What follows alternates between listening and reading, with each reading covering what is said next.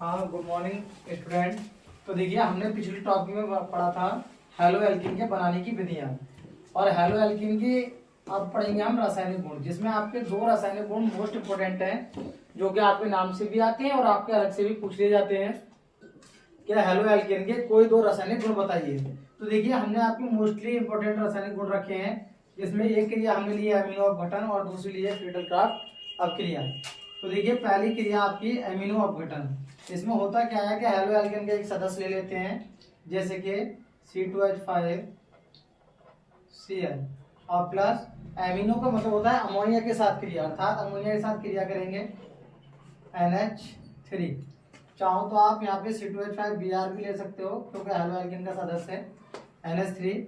जब आप क्रिया कराएंगे तो यहाँ से देखिए हाइड्रोजन जो और हेलोजन जो होते हैं वो आपस में क्या रखते हैं, समानता रखते हैं, जिस कारण H और Br आपका रिप्लेस हो जाएगा C2H5 और प्लस आपका क्या निकल जाएगा HBr, और यहाँ से एक अणु टूटेगा आपका NH2, तो ये बन जाएगा आपका C2H5NH2, अर्थात आपकी क्या कहते हैं प्राथमिक एमीन। क्या कहलाएगी? प्राथमिक एमीन, जिसका नाम होगा हमारा एथिल एमीन।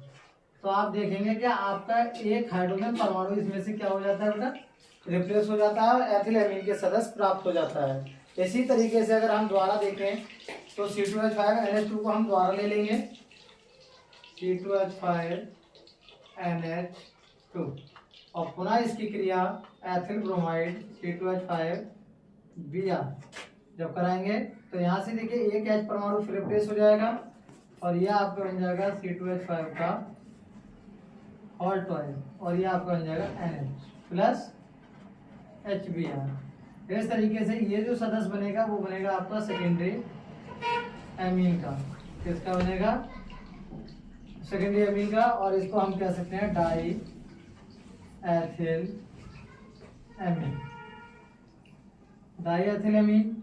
इसी तरीके से अगर देखा जाए हम C2H5 का हेल्टोइस और NH और प्लस C2H5Br, अर्थात इसका पुनः अपघटन कराएंगे तो आपका जो हाइड्रोजन परमाणु बचा है वो फिर आपका रिप्लेस हो जाएगा और यह आपका बन जाएगा C2H5 का होल थ्राइस N और प्लस HBr, और यह आपकी बन जाएगी टर्सरी एमीन। क्या बन जाएगी?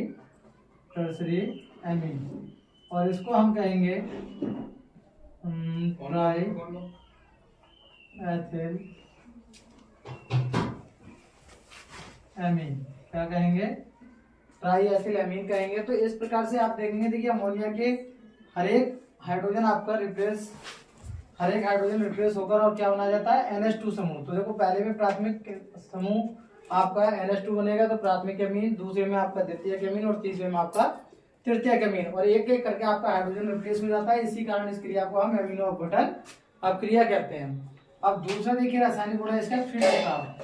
तो इसके लिए कुछ नहीं करना है आपको, सीधा आपको देखिए जो फ्रीडल-क्राफ्ट अपक्रिया होते हैं वो अधिकतर हमारे एरोमेटिक कंपाउंड देते हैं, तो जिसमें आप क्या ले लेंगे, सीधा बेंजीन ले लेंगे। क्या ले लेंगे? बेंजीन, और प्लस इसकी क्रिया करा देंगे C2H5Br से। किससे करा देंगे?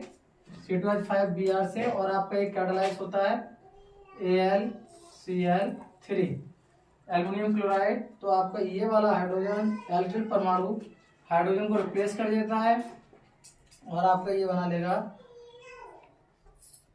C2H5Br, C2H5 और प्लस आपका निकल जाएगा HBr, अर्थात ये वाला हाइड्रोजन जो रिप्लेस हुआ है ये वाला और ये Br कंपाउंड करके HBr बना लेगा, बाकी ये कंपाउंड बन जाएगा एथिल ब्रोमाइड बन जाएगा बच्चों, और इसको हम कह सकते हैं एथिल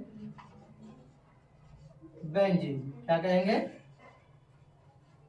एथिल बेंजीन, और ये क्रिया आपकी कहलाएगी फ्रीडल-क्राफ्ट। तो इस तरीके से देखेंगे आप कि ये हमारे 2 नंबर का प्रॉपर्टीज आपकी कंप्लीट हो जाएंगी।